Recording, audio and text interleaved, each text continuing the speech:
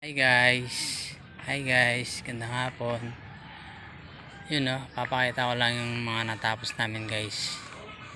Ito guys. Yan. Yan guys. Pwede na siya i-second coat. Naka-flat na siya. Tapos naliyan na. So, i-second coat na lang siya ng semi-gloss. Ito naman, na-flat na siya ng pang rebokada. So mamasilyan na siya. So liliyain na lang siya para i-flat po siya. Tapos ito naman, kakayurin yung mga bato-bato, ilinisin, tapos ipa-flat, tapos mamasilyan. Ayan.